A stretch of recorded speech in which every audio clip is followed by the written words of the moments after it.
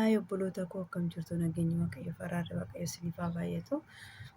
Ani nagaa kootii galata rabbii isinis bakka nagaa fayyaa taatan isiniin jechuu jaalladha. Ijoo biyyan gala jedheeni shaanxaa ijoollee silaa gaafa galan kunoo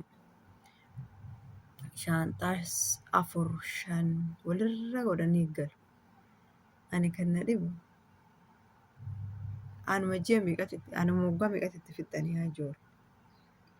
Ani silaa kunoo shaanxaa lama bitanii hin ga'u shaanxoo. Kana hunda maalumatti guuttan rabbii jedhaa natti himaa. Immoo ani waggaa meeqatti fixxan qarshii.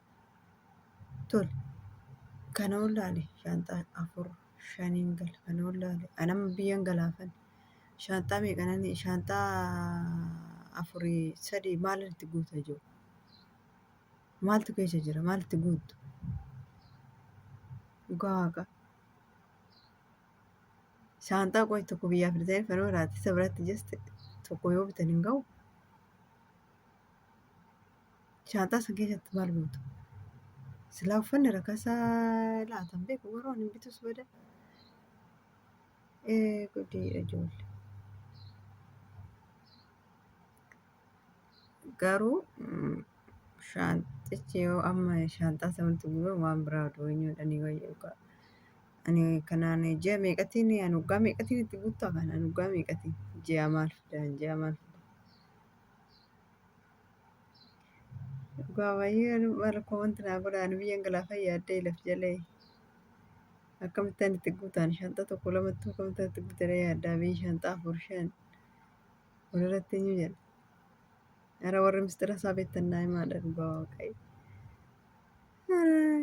Ani shaanxaa tokkicha jabaa wayiitu bitee yaaddee wanni itti guutu. Biyyi garuu shaanxaa 5-6 biteeti. Innaa yoo icciitii qabaate naaf himaa jiru. Bannaa taatu. Akkas isiniin jedha ijoo bannaa taatu yuutuubiin kiyya. Viyuu fi sabskiraayibii narraa kaasaa jira. Viyuu fi yeroo ispeeshaalii sabskiraayibii namatti garuu viyuu fi yeroo narraa kaasaa jira. Kanaafuu bannaa taachuu na gargaara. Na dhaqqabaa Oromoo jedhee Mubaarak Musammaa. Dhugaafuu maaloo na gargaara isiniin jedha akkaawuntiin kiyya eenyu ta'uudha fi kanaafuu sabskiraayib laayik gochuun dagatina koomanti sheer gochuun dagatina isiniin jedha. Innaa akkasidha. Silaa biyyas jireenyi nuuf haa ta'a. Akkamii warri biyya galtanii dhuftanii jirtu.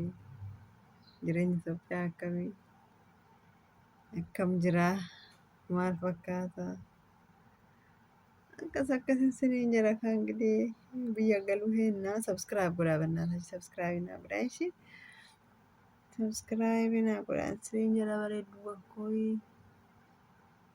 Malee ani warri shaanxaa walirratti guuree galu kun akkamitti akka itti guuttu maal akka itti keessa godhu maaltu keessa jira jiru. Warqii yoo ta'e marxiidha. Warqii taanaan marxiidha shaanxaa san keessa kan jiru. Busuttuu taanaan garuu maal fayyada jiru. Namaaf fayyadu. Innaa akkas isiniin jedha fayyaa naa ta'a nagaa naa ta'a nagaa oola baay'ee fayyaa ta'a sabskiraayibii godhaa sheer godhaa.